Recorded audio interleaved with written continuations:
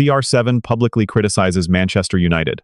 Among the biggest dramas in Manchester United's history, nothing hit harder than Cristiano Ronaldo publicly criticizing the club and manager, Erik ten Hag. In November 2022, The Sun put Ronaldo on the front page after his explosive interview with journalist Piers Morgan. During the conversation, Ronaldo revealed that he felt betrayed by the very club he once called home.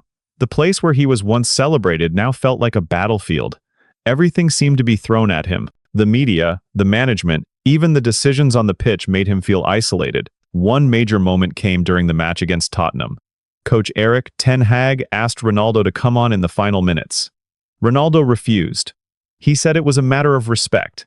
He was a 5-time Ballon d'Or winner. Being sent on for just a few minutes felt like an insult. Why bother warming up, getting changed, and playing for 2 minutes, just to head back to the showers? Ronaldo also pointed out something deeper. The club's facilities, in his words, had barely changed since he left in 2009.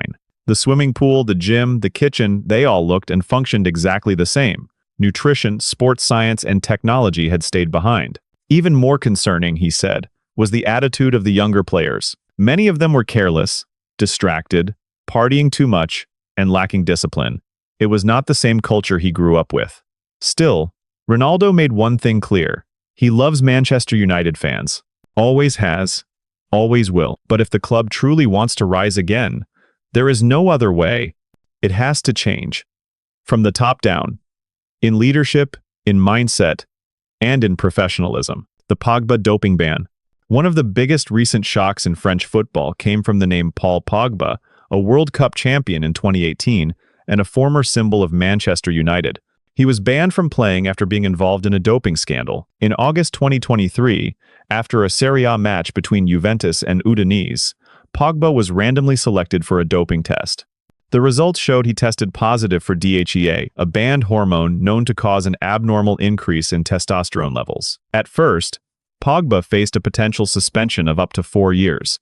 By February 2024, the Italian anti-doping agency officially announced the ban. Pogba immediately pushed back, claiming he had not intentionally taken any banned substances. He said he had only used a dietary supplement prescribed by his personal doctor. He filed an appeal with the Court of Arbitration for Sport, hoping for a reduction in his sentence.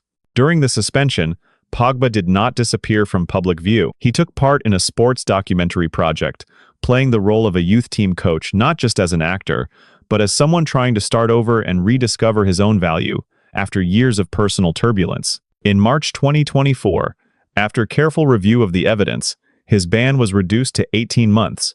That means Pogba will be eligible to return to the pitch in September 2025. And then, in the summer of 2025, the unexpected happened. Pogba officially signed a 2-year contract with AS Monaco. It was not a blockbuster deal. There were no bright lights, no grand press conferences, just a quiet, sincere agreement filled with meaning. Monaco did not sign a superstar. They welcomed a man, someone who had stumbled, who had grown, and who still had something left to give. Greenwood and Foden hotel scandal, an incident that once shook the England national team, involving 2 familiar names, former Manchester United player Mason Greenwood and Phil Foden of Manchester City. The incident took place in 2020, right after England's 1-0 win over Iceland in the UEFA Nations League. Foden said he'd cover it, but Lara still hasn't seen a penny show up. Apparently, at that time, Colorado COVID-19 regulations were extremely strict. The England squad had to undergo immediate testing upon arrival, and were only allowed to move between the training ground and the hotel. No outside contact, no family visits. But for Greenwood and Foden, both playing their first matches for the national team, it seemed like the rules were just suggestions. According to the investigation, both players secretly arranged for 2 Icelandic women, Lara Clausen and her cousin Nadia Linda, to be brought into the Radisson Blu Saga Hotel, where the England team was staying. A hotel staff member was reportedly paid to open a back entrance and provide logistical support. Everything from texting and booking the room to the late-night meetup was later leaked on social media. Lara booked a room on the 3rd floor, priced at nearly £55 per night. Foden said he would pay, but when it came time to settle the bill, he seemed to forget to press send. That evening, all 4 met up in Nadia's room.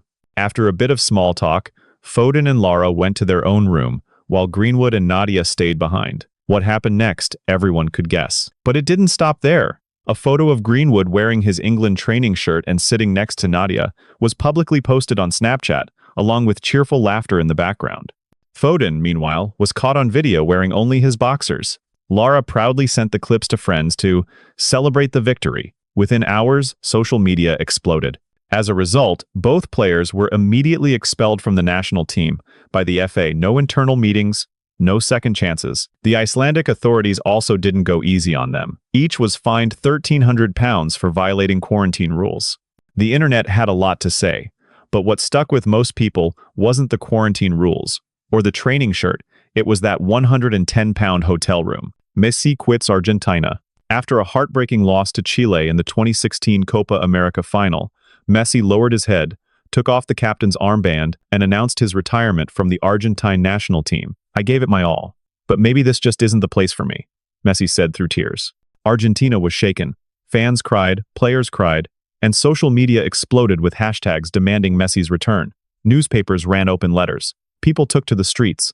Even the president of Argentina had to speak up, pleading, "Messi, come back, this country needs you." And he did soften. Less than 2 months later, Messi came back as if he had never said goodbye. Good thing he did. Otherwise, the 2022 World Cup trophy would probably be sitting neatly in Mbappe's trophy case right now. The shortest retirement in history, but also the kind of soft quit that made an entire nation rise for one man. Ozil got sidelined by Germany.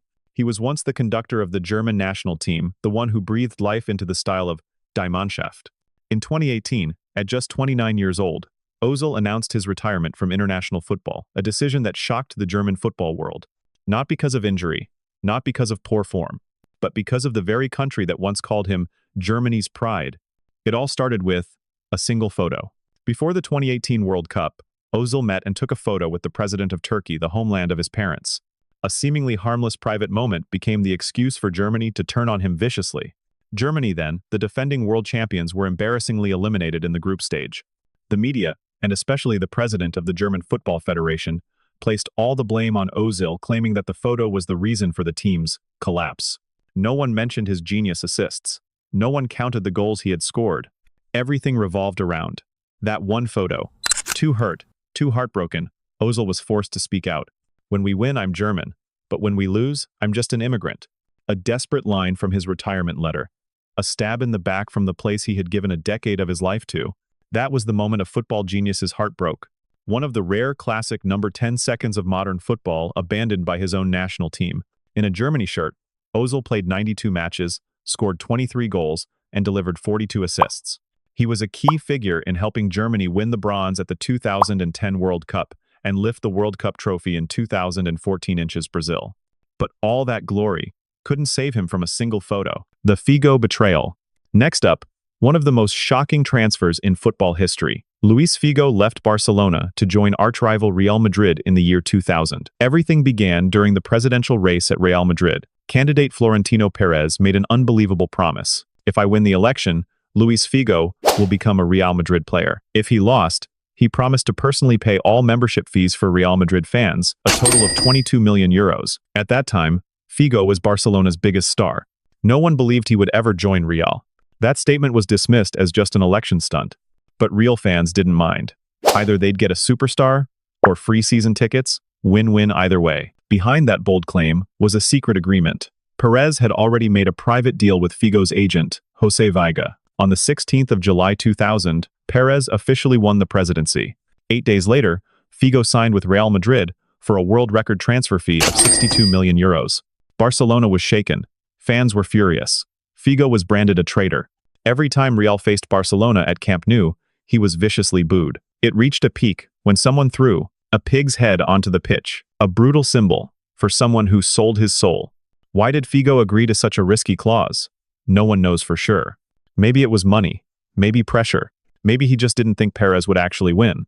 But from that moment on, the Galacticos era officially began, an age where every top superstar would wear royal white. Benzema blackmail scandal. When it comes to scandals involving girls, money, and broken brotherhoods, one of the biggest in French football history has to be this: Benzema blackmailing his close friend Valbuena. In 2015, all of France was stunned when Karim Benzema's name suddenly hit the headlines, not for scoring a goal, but for being accused of involvement in a blackmail scheme centered around a sensitive video of his teammate and longtime friend, Mathieu Valbuena. Here's what happened.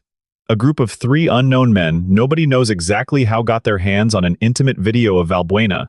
They threatened to leak it online unless they were paid. Benzema, claiming he just wanted to help, approached Valbuena and said, "Let's just give them 150,000 euros and keep things quiet. I'll take 50 and split it with you." The issue? One of the blackmailers turned out to be a childhood friend of Benzema. That raised a serious question. Was Benzema trying to save his friend or setting him up? Whatever the real motive was, the consequences were clear. Benzema was dropped from the French national team for 6 straight years. He didn't get called up again until 2021, just in time for the Euro tournament. That same year, a French court ruled that Benzema was indirectly involved in the blackmail and gave him a suspended sentence. And ever since then, his friendship with Valbuena, completely gone. No more side-by-side moments, no more goal celebrations, and no one's seen them mention each other's names again. Thank you for watching until the end. If you enjoyed this video, leave a like, share it with your friends, and don't forget to subscribe so you won't miss the next football story. See you in the next video.